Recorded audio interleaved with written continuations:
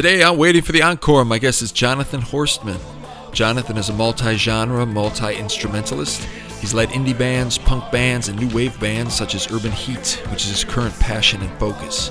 He's easy to watch on stage and great to talk with off it, so please enjoy my chat with Jonathan Horstmann. Happy to have him. Thank you for being here, my friend. How are you doing? I am sleep deprived and awesome. Just having that second kid, that'll do it to you, no question about it. So your kiddos are, you were just saying 1 month, and then how old is the older one? Her older sister is 2.5 years. 2.5. So yeah, and Tuesday. So the youngest one is Coco. The oldest one is Tuesday, and Tuesday has been enjoying.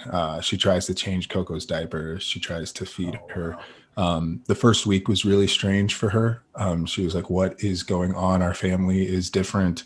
But now she totally gets it, and she's in love with having a younger sibling. She does think that Coco's a boy. She thinks she has a little brother, which is fine. That's cute. It's pretty funny. Yeah. That's cool, man. Well, 2 kiddos in the house. I mean, that's got to be a whole nother level for you. And you said your wife and yourself, you guys are both working out of the house. What I've kind of been starting with this whole podcast thing is getting to know how people have been doing through the whole COVID lockdown. And why don't you tell us kind of what you were doing around mid-March when everything kind of started? And you can obviously include your personal life, but if there's some music, scheduling that was mixed up, music life that was changed. But how have things been going for you and your family and your music career and all that since the lockdown? It's funny because I think I had almost intentionally not thought about it, because it's so weird, being a musician during this time. So I had just gotten back from Thailand. I had played a festival in Thailand and had a festival in the UK in May that was going to happen. Wow. And so we were throwing as much as we could at South by. I had just kind of really started spending money on advertising for singles and things like that, and figuring out how to best spend money and things like that. And our social numbers were really great, and our streaming numbers on Spotify were really awesome. We had a song finally break like 10,000. I think it's up to like 36 now. But we broke like 10,000 in March with one of our singles, and it was like that just felt so amazing, Yeah. And then it was this is with Urban Heat. With Urban Heat, yeah. Okay, cool. And then it just like, initially when things got canceled, I was really good about just like pivoting, figuring out what I needed to do. I was just like, cool, we're a remote band now, and I took my family to North Carolina. We went to my mother-in-law's house and stayed there for a while to get help with childcare because I was working remotely. And I had a little like studio apartment above the spot where I brought all my synths and all my recording gear, and I like made a little studio up there. And we were there for like a month and a half, and I recorded, I live streamed, I just made as much content as possible, had really great connections with fans, got really into that, into having as intimate kind of conversations and connections with fans as you can. And then, man, I think I got back. I thought everything would be done by like October, right? I think it was easier to stay productive when I thought maybe like in 6 months, we'd at least know when the end was coming. And then something happened, I think by like July, maybe, when it like became really apparent, end of July, beginning of August, when it became really apparent that, that we really had no idea when music would be back the way that we remembered it. I lost all drive, passion, want to play, to live stream, to really do anything. Since then, I think I've kind of, I'm kind of not picking yourself up by their bootstraps, but, just kind of like that, what are you going to do? I can't not be a musician. I just have to be a musician in a different way. And so right now, maybe the band format isn't the best thing for me. And so I'm working on some solo stuff and really focusing on my filmmaking to be able to support other bands that do have the wherewithal to keep on playing, because everybody needs content. So that's a way that I can stay connected to the music, but exercise a different muscle that doesn't have kind of so much pain associated with it, because I think it's difficult, playing music right now.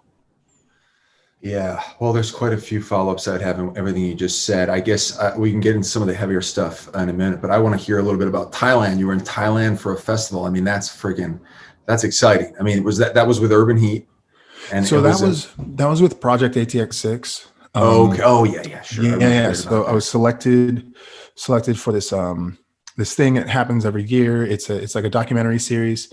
They choose like 6 musicians from Austin and kind of send them as like international music ambassadors. And you are representing your town, but you're also representing your band. And everyone sort of learns each other's instruments. They basically send like all the front people from these bands who are like multi-instrumentalists. And then we all kind of switch around and play on each other's stuff. So I spent more time being a drummer on that trip than playing my own stuff, which was really cool. But Thailand was, I mean, we were in Chiang Mai and then Bangkok, and I spent a night in Tokyo. Like we had like not a layover so much as like it was like a 24-hour layover. And so we just went to Tokyo. And I don't know, Chiang Mai it's like spiritual and deep, but also just like chill and expat. It's just everything that you would imagine a trip to Thailand being. Like Chiang Mai is where it's at. That's where you want to go. Except that there's no water, but it's I got a lot out of that experience. The travel is just really long, but and the festival was cool. It was just, I don't know what I was expecting. I think I'm learning to just not when it comes to expecting things. Yeah, I've kind of adapted that too. It's like good news, bad news. I try to keep it as even keel as possible, whatever it may be. Especially good news. It's like good news can go away fast, So it's like I just try to, even when good news comes up, it's like I barely take the time to even acknowledge it. I kind of acknowledge it after the fact. Like, oh, that was a good accomplishment, and then it's like, it's not even as, and I also try to enjoy it in the moment. You know what I mean? Yeah, That's always important, especially for artists and for anybody, obviously. Well, I think for like entertainers and content creators specifically, though, right? As far as taking things even keel, because you will get great feedback or a great review or put out a piece of amazing content, and that only lasts for moments before you have to put out another piece of content. So it's not like you just get to sit with like, oh, people like me. It's like, no, I have to prove to them that I'm worth liking.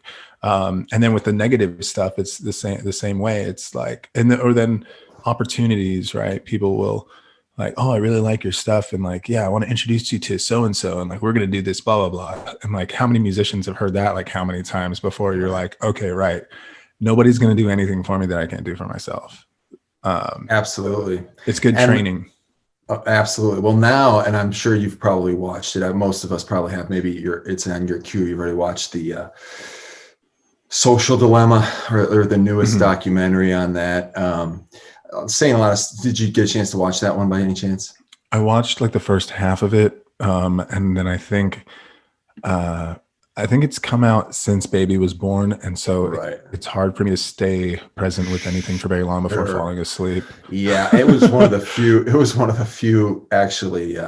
Not only documentaries, I love documentaries, but movies of any kind, I've been able to sit through more than 15 minutes in the last few months. For whatever reason, I've tapped out everything I could enjoy, or it's just a cold spell. But I watched that one, and it says a lot of stuff you'd expect him to say, and then a little bit more, obviously, but just relating to the content thing, because as you said, once this whole thing hit, you focused a lot on that. And I did the same thing, and I'm continuing to try to do it. And I'm hitting a bit of a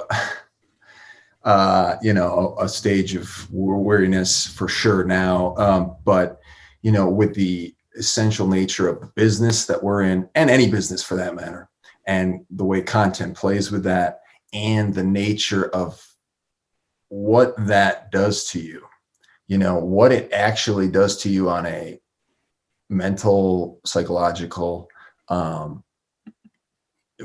emotional level, not only what's obvious to us, but what that documentary taps in on is what is not obvious and ways we're being manipulated that we don't even know about.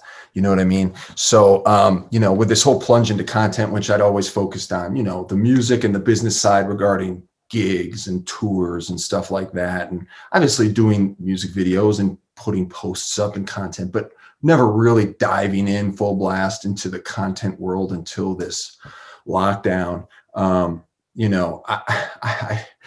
I was in it full blast, watching tutorials, creating content. I'm still trying to create content and everything, and I'm in it, but definitely hit these things of like, man, this is whatever, the same thing you touched on. If this does something to you, and it brings you down, and it doesn't really even bring you up, but it gives you nice little zaps of, oh, that was good. Oh, good job. Oh, these people like you. But then it comes back around. It's a weird thing, man. Well, and with you, go ahead.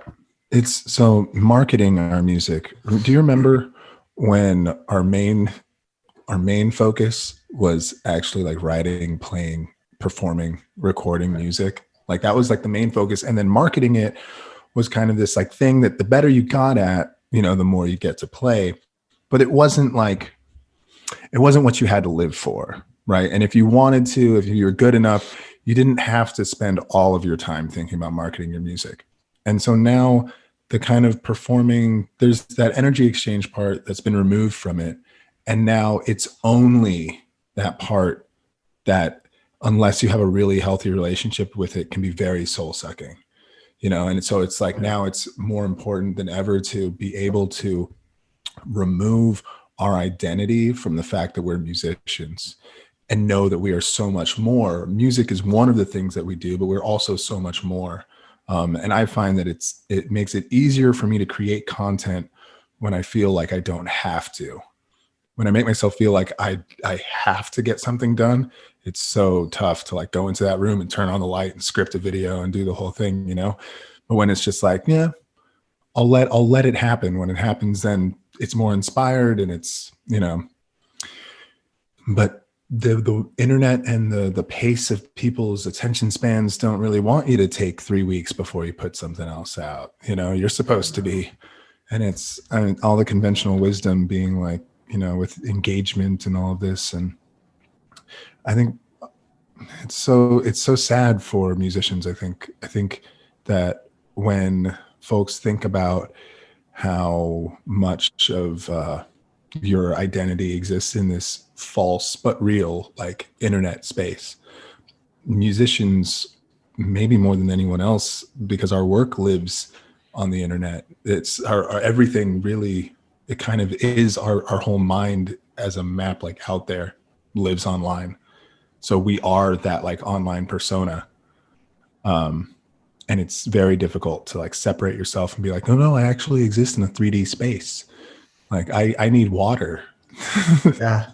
And nutrients and minerals. Yeah. I mean, like I can honestly say, like, since doing the content thing, like I'm not like living on good reactions to content. Like I don't like, once I put it up, it's like, I don't care. You know what I mean? And that's one thing, advice I got from a lot of these tutorials is, don't worry about how many likes you get. Just make content that's quality in your eyes and put it out there. So I'm not going up and down based on how posts do, but that what that documentary really pointed out is how things work under the surface. You know what I mean? And I've kind of noticed things like that, just little things about whether it's, I don't even know, maybe a little bit more cranky, or, which I'm not, that probably has a lot of other factors too. Like, if I don't sleep good at night, you probably can attest to that right now, or all kinds of things. And that's not just crankiness, but there's like this whole underlayer of what this stuff does to us. And yeah, like you said, not having that, the most fundamental outlet for what music does for us, and really the reason above all reasons, which is the live experience, and creating with other people and experiencing with other people has been decapitated. The live stream format is interesting and fun to a very basic point, but it's not even close. It's not even close. Yeah. So, Yeah. but It's a communal experience, and right. it has to be that way, and it has been through like the evolution of our species. Music, spirituality, all these things they're very communal. They're also very personal, but they're supposed to be experienced.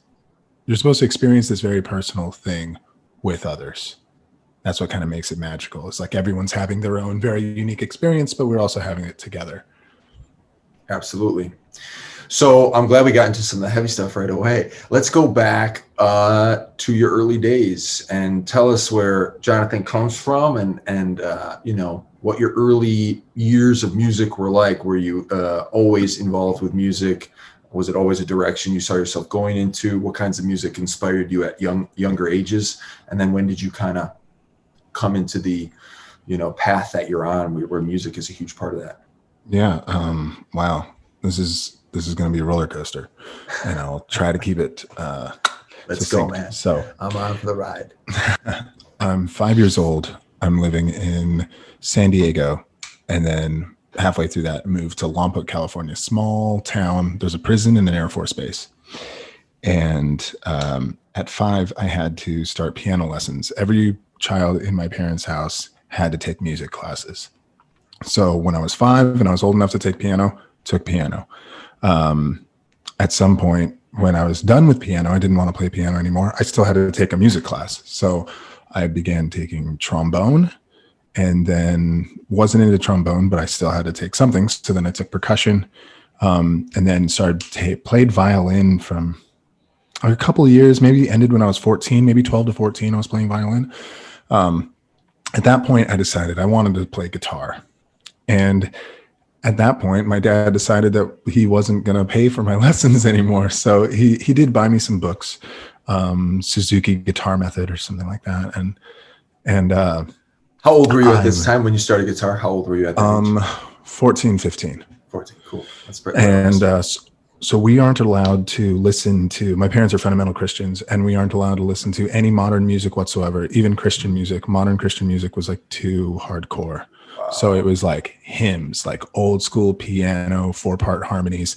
I got a really good ear for harmony because we would be singing in the car all the time. I would be singing I'd take like tenor. My mom would take a soprano part. My dad would take bass, and my little sister would take alto. And like, it was really, really cool.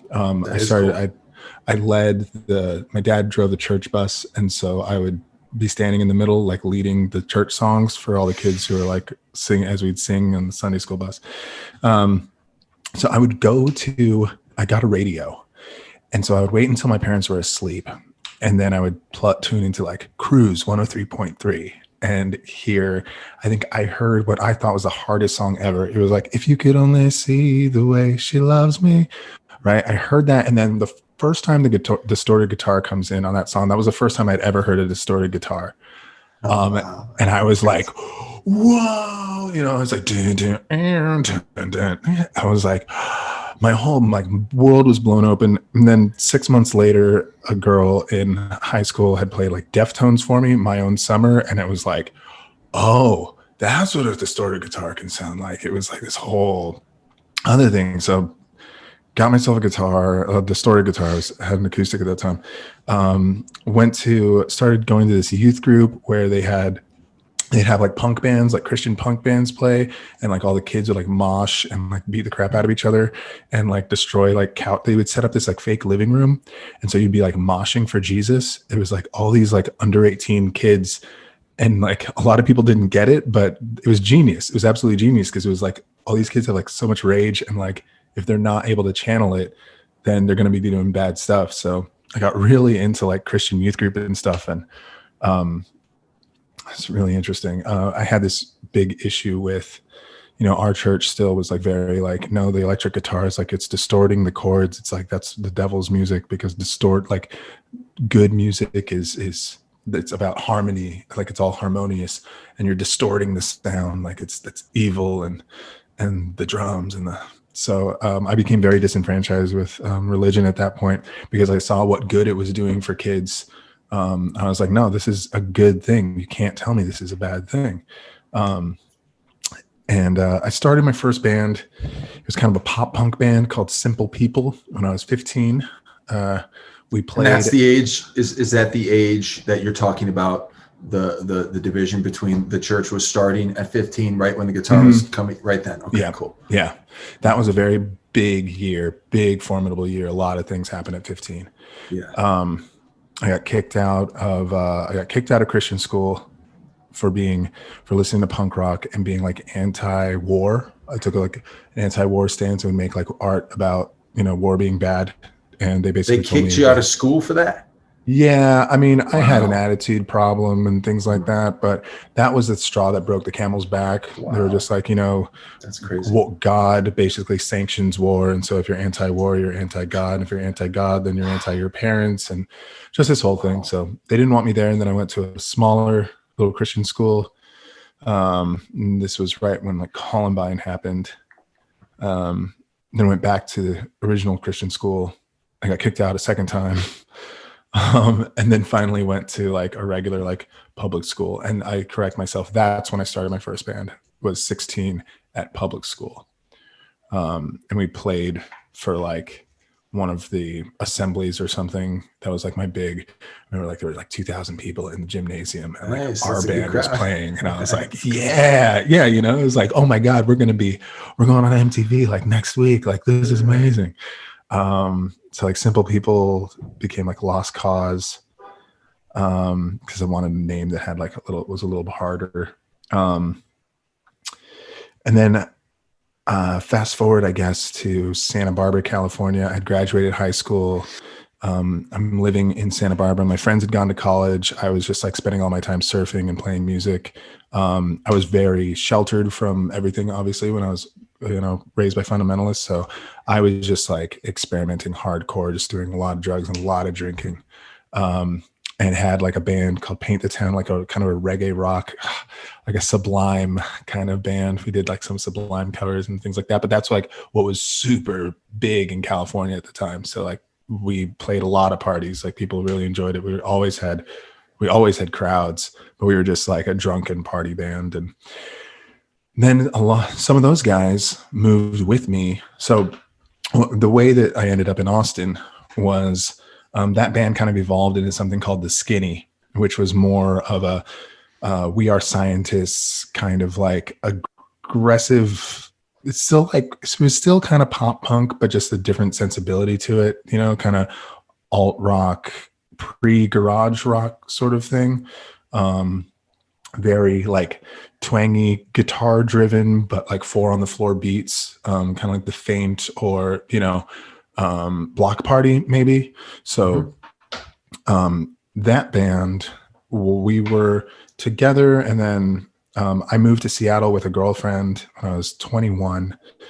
We had broken up and moved back to Santa Barbara. My friend, a homie of the whole band's, had just gotten off of tour and said, hey, we heard Austin was a really cool spot while we were on tour, and we're going to move there. Like their band was moving, and they're like, you guys should come too. Like we can all, like 2 bands, we can all go out. And everyone was like, yeah, okay, screw it. So like everybody, the girlfriends, it was like 15 people all drove out to Austin, Texas together, with most people not even having been there. And we get to, and this was maybe 16 years ago. We get to this Texaco on 290, and it's raining hardcore, and we're kind of like, like where's a good spot in like this city to like, what part of the town are we going to like go to? Like what part should we live in, And the guy who had said he'd been on tour, he goes, oh, no. I never said that I came here when I was on tour. Like I just kept hearing that Austin was a cool spot.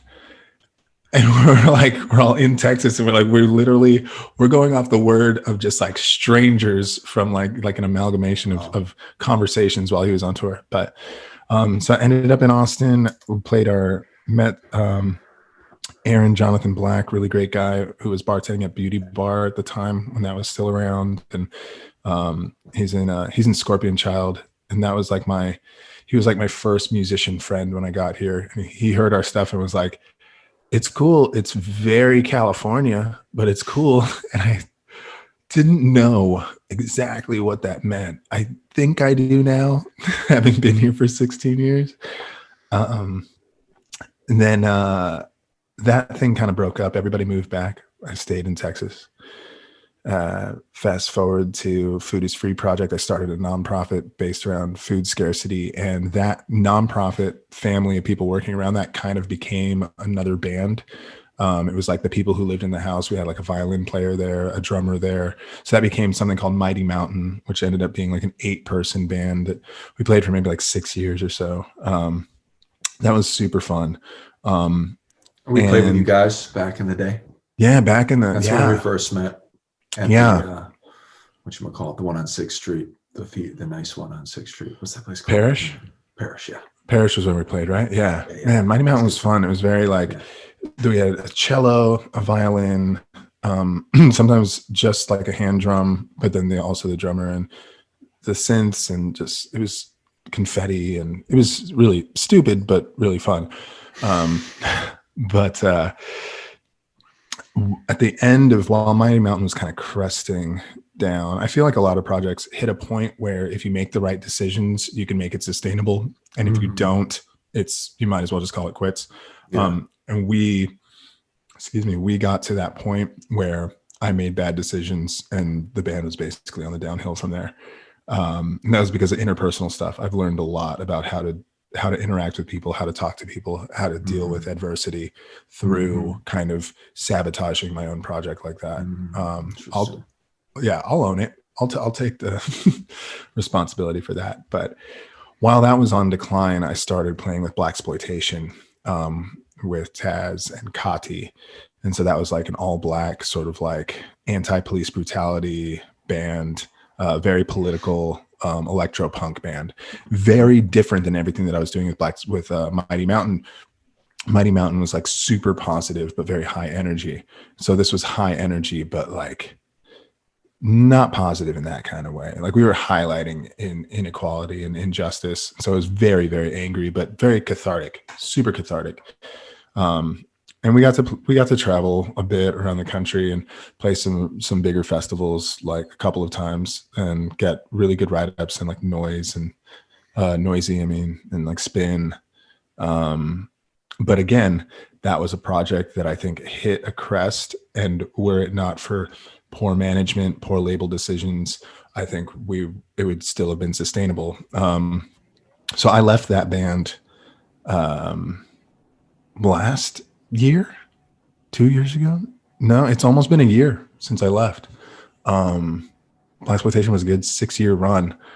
And they're still playing. It's very different because I was half front vocal, playing guitar and synth, and Taz and then Jeremy at the time, they played drums.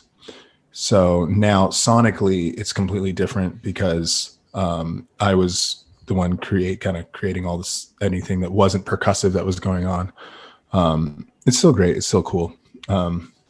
Wish them best of luck. But so I quit Blaxploitation. I was kind of tired of being super angry. We had issues with management. I just did not, management and label things. I could not with that band. And my daughter was born Tuesday, my first daughter. And I needed a way to play music while she was sleeping. And so enter synthesizers, and lots of synthesizers, and lots of, like, I would have 3 synths and like kind of get to know them and then return them and get 3 more. And I wasn't intending to do that. You know what I mean?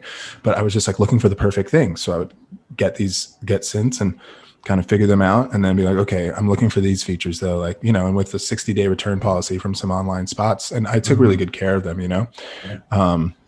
So I tried to get other things, and so I've ended up keeping just the pieces that I really want to work with. But that kind of evolved into Urban Heat, which just very kind of kitschy 80s ish. The newer stuff that I wrote, I have I think you can empathize with this. I have a couple of my favorite songs for that band that are recorded and ready to go, that I'm waiting to have I want to have the promotional budget that I like using, and I want to have the wherewithal and the amount of passion and energy to promote them the right way.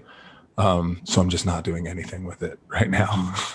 And then now just doing some solo stuff. Yesterday, 2 days ago, I played my first show since the pandemic started.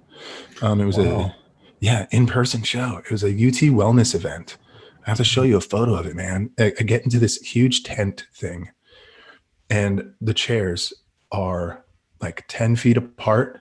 There's just chair with like a square around each chair, but it goes like pretty far back. And it was super surreal, weird, kind of other, like, just feels very futuristic when people are doing things socially isolated, like I kind of like it.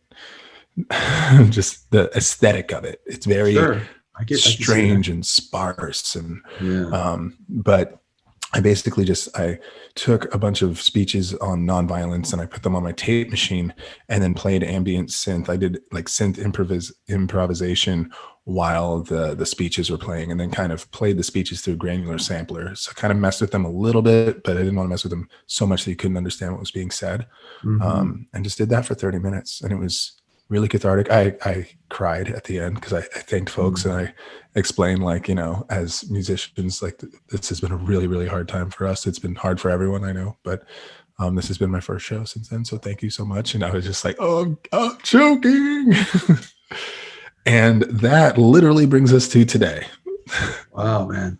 Well, there's a couple of things I want to just follow up on the way you just told it. Yeah, I have my first, will be my first show of some sort next weekend. It's a private thing we had scheduled, that we postponed for 4 months now, but it's just, a nice couple that loves us and has hired us before. He invites tons of people over, pays us really well, feeds us, and we're going to do it at their house, and it's going to be different, it's going to be outside and we'll see. But it's so weird because I haven't been, I don't want to say I never get nervous for shows, because I do a little bit on some, for like a big show, maybe more just excited.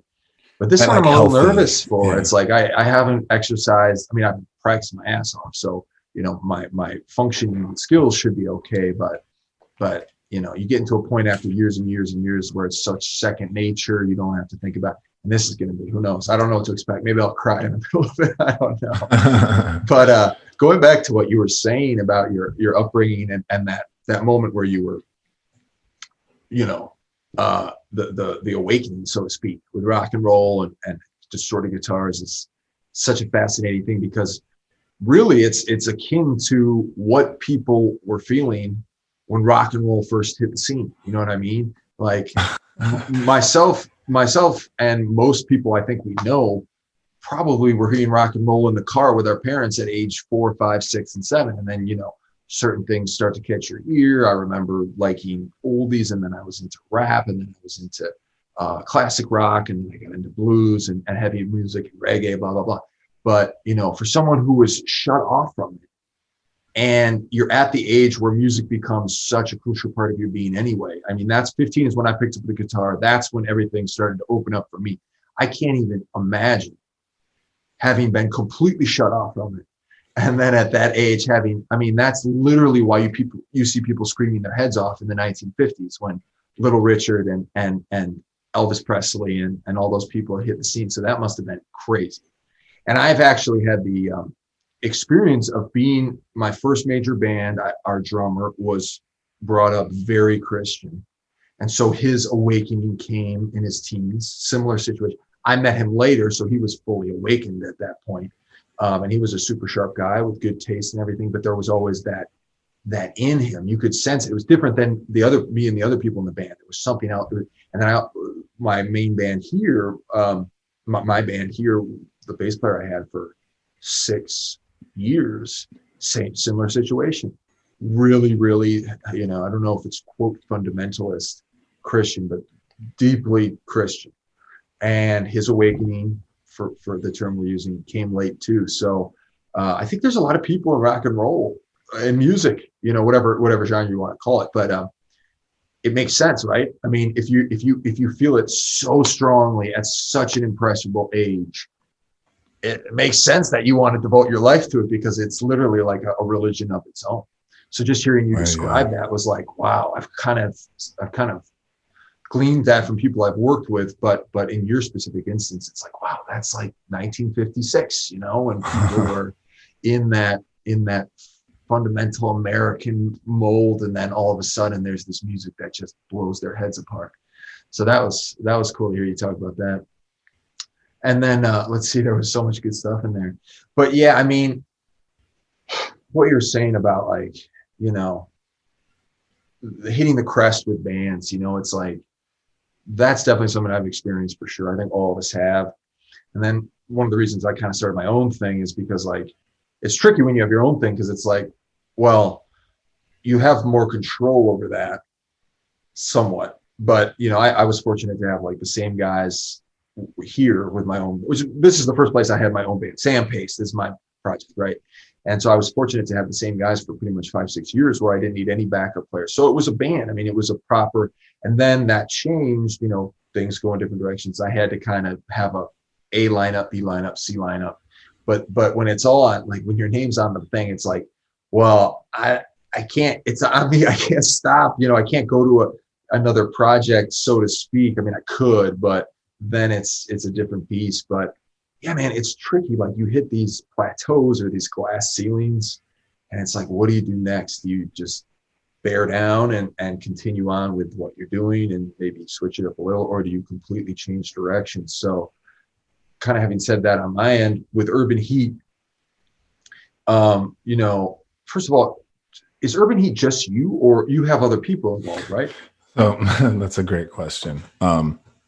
Urban Heat was initially supposed to be like a traditional band. There's Kevin Nachman and Pax Foley. Kevin plays some synths, and he does some programming of like beats, machines, and things like that. And then Pax plays bass. What we kind of evolved into, but they were all like my songs. And we evolved, especially once I went to North Carolina to quarantine for a while, and I was putting out all this content. They were, you know, they had said, like, you're doing a great job. We're getting lots of followers. People are digging it. Like, just keep doing what you're doing. And I couldn't really collaborate with them on the way that I wanted to. So like some of the recordings that I did and released since then were they're all featuring me. We haven't gotten to the studio for a while. But we'll still do, I like the band aesthetic for this project. I don't want it to be a solo project. So I'll do everything that I can to like keep it from being a solo project.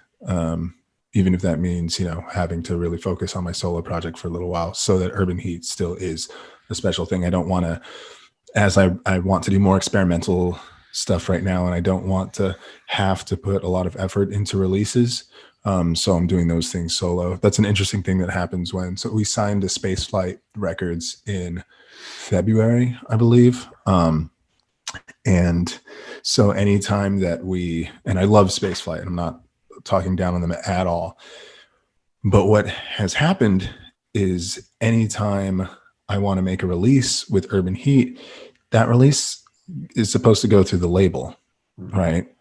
And so I could release an experimental weird thing through the label, and then they're gonna put like all of their like energy behind promoting it and do this whole thing. And I'm like, I actually don't want to put out music that's really promoted right now. You know, like I want to put out little artistic statements for the people who find it and who will really appreciate it. I don't want to try to convince anyone to like this or to go stream it right now. Like, I'll do that when this thing's over, when I'm promoting a show, when we can tour, you know. So it's like one of those, like the flip side of signing to a label is interesting. And it's not exclusive. Like I could talk to them about like, hey, I really just want to like put this out without like the whole month-long lead up, you know, because there's like lead up time for the promo and everything. And it's like, no, I just want to put out a 6-minute like drone with like a speech over top of it, you know. I just want it to be out there. So that's why I'm like doing some solo stuff.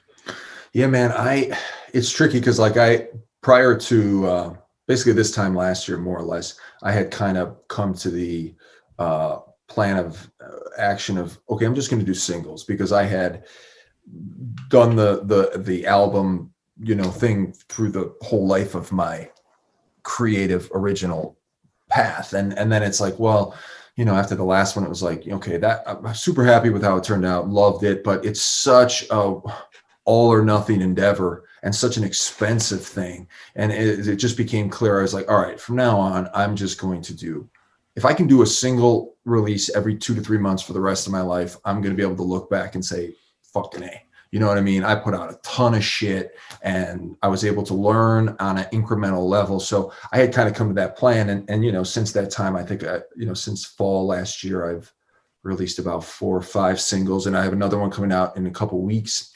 But it's funny what you're talking about now, because actually just in the last 24, 48 hours, I kind of had a half epiphany of like, after this single, I might just hold off, like you said, until things get, just stockpile stuff and hold off. I don't know if I'm going to do that yet, but it really is, you're still putting money into this, not only in the recording process, not only in the time is money thing, but also in the advertising and promotion. It still adds up to a decent chunk of change.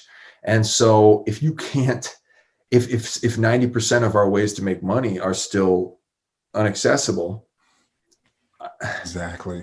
So like I literally just had that thought in the last couple of days. I'm like, dude, you might just want to wait 6 more months and try to put out like you're talking about, like the mini content or the slightly less mastered content, or however you want to put it, because from a business perspective, how are you making you're not making any, you can't, there's not much we can do. Our hands are still tied, and they're going to be tied for a little while yet, if not a long while yet. So I kind of concur with that assessment for sure. I wanted to go one thing I remembered about you. You mentioned it's just when you came to Austin, because at least the beginning of this podcast, most of the people I'm talking to are from Austin. I'm just beginning to branch out. You said you came like 2005-ish, 2004. How old am I? I'm 36. When did I graduate high school? 2002. So I came in 2010. 2011, and I've been here 10 years, and you said 16 years, so I kind of did the quick. So maybe I added years there. 2004 or 2005. I was 21, so 2005. So yeah, so you came at a real kind of 15 years. Yeah. And do you still really love Austin, or still like Austin? Okay. Sure, that's a loaded question too, because that's one thing I've been digging into with people as well. Because personally, and I'll just give you a quick 30-second thing before you tell us your longer. My family and I were basically planning to move to California before all this happened. We'd been planning for it, and my wife was big in that decision as much as I was. So it's not just, that's where I want to go for music. There was a number of things involved with that. But we had both personally felt, for a number of reasons, that Austin's been very good to us. We love it. We met here. We had our baby here. I was able to get a lot of work done that I wanted to get done.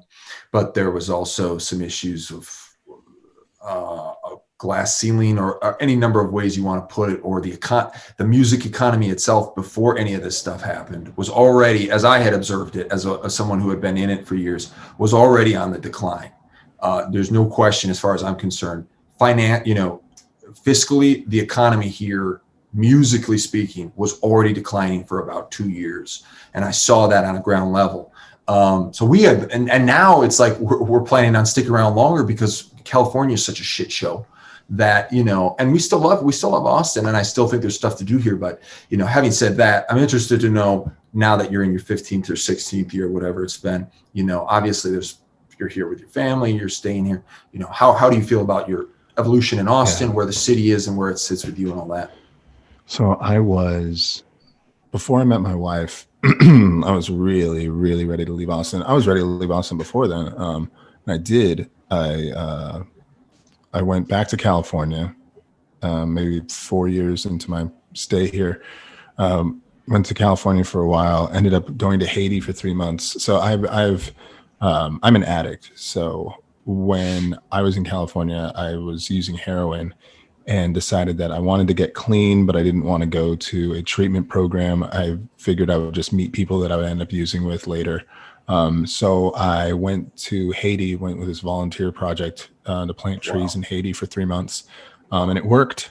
I definitely got clean and got very sick. And then when I came back, I started kind of traveling around. I slept outside for a third of a year because of Haiti. I was already in a tent, so I just like added another month of like sleeping in a tent when I got back to the States, so I could at least do the full third of a year. And I found myself in New Mexico at like a meditative retreat for like the second time, and some friends. So one of the teachers there was like, "Man, you should teach yoga. You should teach Kundalini. Like you should come back to Austin." Or no, he didn't. He was just like, "You should like come with me, like come back with me, and I'll do my teacher training with me and stuff." And I was like, "Go back where?" He's like, "I'm from Austin." I'm like, "No."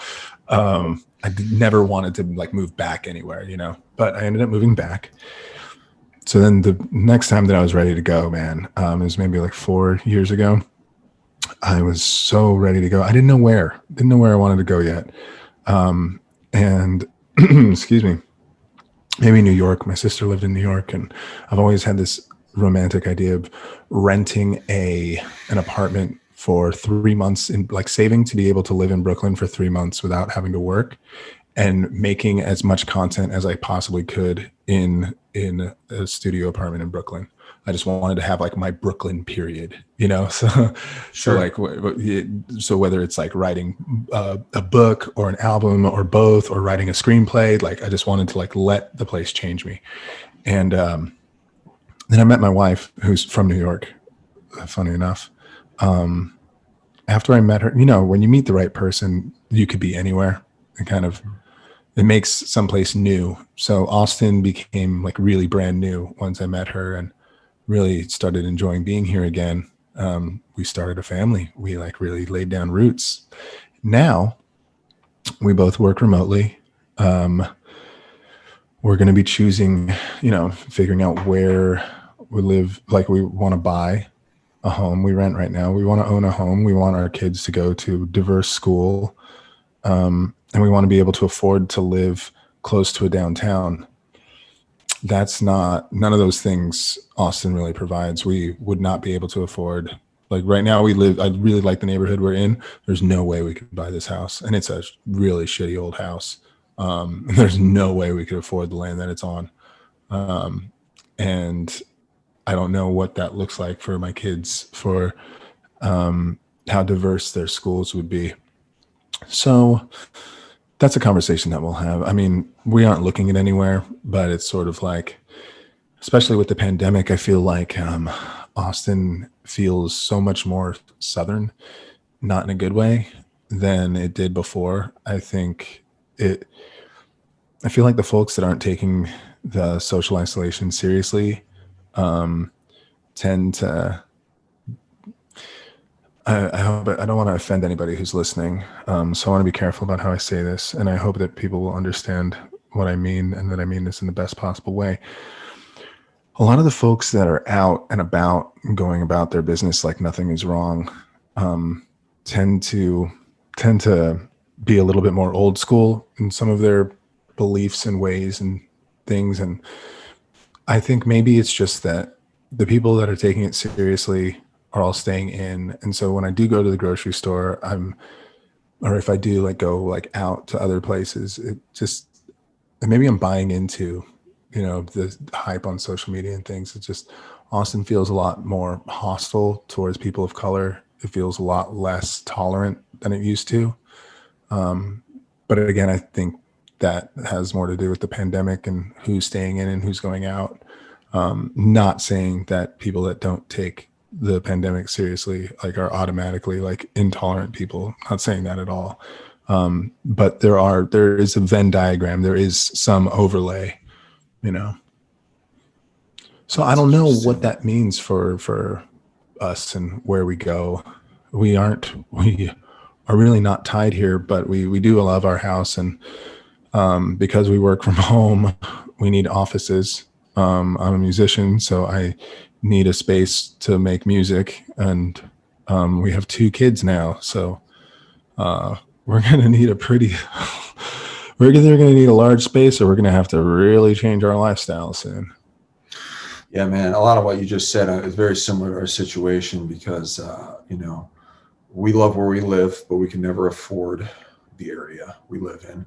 Buying a house is obviously something we'd be very interested in. And our daughter is, she'd be starting kindergarten right now if her birthday wasn't 2 months after the cutoff. And that was actually part of the reason we were going to move to California, because we wanted our daughter to start kindergarten this year. We didn't want her to wait till next year, and in California you can do that the way they have their setup there. So that was a big reason for that. But now, we just kind of came to the decision we're going to renew our lease for another year, because there's no rush for us going out to Cali with the situation and the election and what that's going to bring. I mean, good Lord, that's a whole nother can of potatoes right there. But yeah, everything you just said, very similar to our situation. It's tricky. And it's like, one thing I noticed before all this happened a few years back, I started kind of pinpointing that, there's not really scenes anymore. The idea of a scene doesn't really exist because everything's online. I mean, any of the cool cities where you would consider a cool city, say 5-10 years ago, immediately becomes incredibly expensive. And you see it in our city with how cool Austin, a city, has a reputation of, and its history of being incredibly cool. No question how cool a city, the history of Austin is. It's totally unique and totally cool. And now it's becoming where the live music may literally be dead. Might be completely dead. Completely. It's so expensive. So that's the same with all up the West Coast. There's so many cool cities on the West Coast. All of them are incredibly expensive. Places like Denver, super expensive now. People talk about, you hear a lot of artists talking about, let's go to Detroit. Let's go to Detroit and buy some of the cheap land there and make that the new scene. But we'll see if that happens. You know what I mean? Detroit is Portland still somewhat affordable? Because it was. I think it's definitely gone up. I think it's probably of the Western cool cities, probably the most affordable. But I think it's real expensive there now. I was in Seattle. I lived there for 6 months before I moved to Austin. And it was like right before Capitol Hill became like exorbitantly expensive. And we had like had an apartment for like $400 that like backed up to like a really cool strip with like bars and stuff on it. Like, I'm sure if that building even still stands, I'm sure it's so expensive now. It's wild to see just in a decade or more to see the way that, in Austin, you could, man, like $400, you have your own studio. Like you could have 1 bedroom for $400 10 years ago, just on South Congress. Mm-hmm. Yeah. $400, that's like my electric bill. Right. It's crazy, dude. It's crazy. Well, this has been sweet. I just want to we've touched on some of this stuff already, but from a music standpoint, and maybe you've already answered this completely, but you can kind of put a finishing touch on it. Musically speaking, moving forward, what are you planning for the next 3, 6, 12 months? I mean, you kind of said you're a little bit fatigued. You're kind of just taking things as do them as you want to do them rather than be overly persistent about content, and you're holding off on your stuff. And also within that question, where do you see things going on a micro and macro level of the music industry? Wow. That second one, I'm sure we could pontificate for a while. Let's go back to the first one. So, like I had mentioned earlier, like I've been focusing on my filmmaking and trying to support musicians with that. So, I'm working on. I actually have a meeting with the city of Bastrop later today. I've been working on a series of performance videos for Visit Bastrop that highlight different venues where like nobody's really going now, but we're able to like highlight artists and show how cool this like old city is, even though it's like it's kind of ghost towny. But like I'll film the artists walking around town, and walking by the coffee shops. Everything looks cool and quaint. So we'll have that meeting today to see if we can film more of them. I think we're going to be able to do at least 3, hoping for like a full season of 12. Want to make it like a thing. Working on a documentary series about the history of Black music in Austin, where I'll film a performance by a Black artist who then does like a small 5-minute documentary piece about a Black Austin musician that influenced them. So we do like, it's like part documentary, part performance, then another artist, part documentary and part performance. And that's been really cool. We started principal photography on that 2 weeks ago, and we're going to be filming our next artist in 2 weeks. So I'm just like kind of pacing these things creatively. Musically for me, I keep getting small opportunities. Folks will ask me to do things, and so I do them. And I imagine in the next 3 to 6 months, I'll probably see more of those. I really want to do some solo stuff, put out a solo EP. I just have to commit to it and put it on the whiteboard. You know, if I put it on the whiteboard that I want to do that solo EP in 3 months, I've been working on mixing myself, and I have the recording stuff at home, some of the outboard gear. It's just a matter of being a responsible father while being a responsible musician. So the first couple of months when a child's born, it's just like, you know, you don't get stuff done, and that's fine. You know what I mean? I don't miss at all that I'm not making music as actively as I was. I'm not beating myself up at all about it, because I've got, there's just other stuff going on. So in the next 3 to 6 months, I just want to watch my daughter become 3 to 6 months older. And That's beautiful. Where do I see things going, man? I think that we have to pivot from thinking that this would ever end. So how does, like, if it ever ends, we know what to do then, right? We know how to book tours.